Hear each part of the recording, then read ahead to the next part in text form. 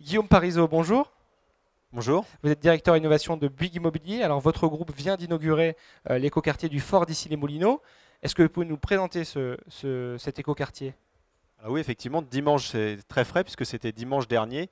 Nous avons inauguré le Fort d'Issy-les-Moulineaux, qui est un quartier, un écoquartier remarquable. En fait, sur les hauteurs d'Issy-les-Moulineaux, vous aviez un ancien fort militaire, un fort Vauban, qui a été reconverti en un quartier essentiellement d'habitation, qui est remarquable à plus d'un titre.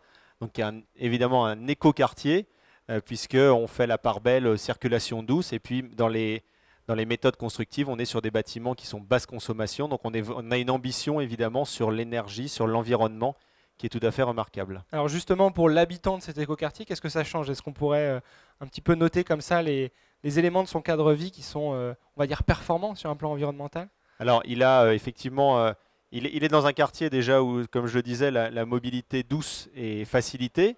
Il est dans un quartier remarquable en termes d'énergie, et puis il a accès à la géothermie, donc une partie de l'énergie est directement prise par le sol, donc avec une empreinte énergétique réduite.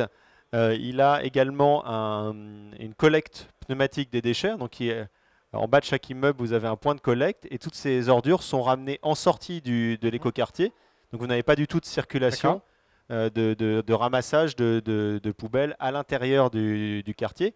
Et puis c'est aussi, et là c'était la volonté de la ville d'Issy-les-Moulineaux, c'est aussi un quartier numérique, c'est-à-dire que c'est tout simplement la plus grosse implantation française de domotique. Chaque logement est équipé d'un système qui permet de le piloter. Donc on a accès à différentes fonctions. On a le contrôle évidemment de la température, mais également de l'éclairage, des volets roulants. On a également accès à un vidéo portier.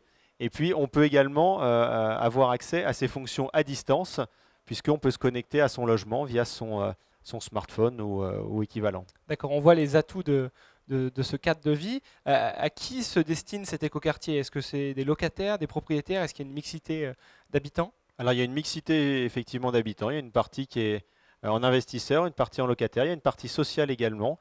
Et donc on va avoir une mixité à l'intérieur de ce quartier. Dernier point, en quoi ce quartier est-il annonciateur des prochains projets que vous avez livrés? Est-ce que c'est vraiment un projet symbole pour la suite des opérations écoquartier de Bouygues Immobilier? Ah ben on l'espère, parce que des projets de cette taille-là, on est sur, quand même, il faut rappeler les chiffres, on est sur 1600 logements dans un périmètre d'une dizaine d'hectares. Donc on est vraiment sur une logique, non plus de bâtiment, mais bien une logique de quartier, même presque une logique de ville.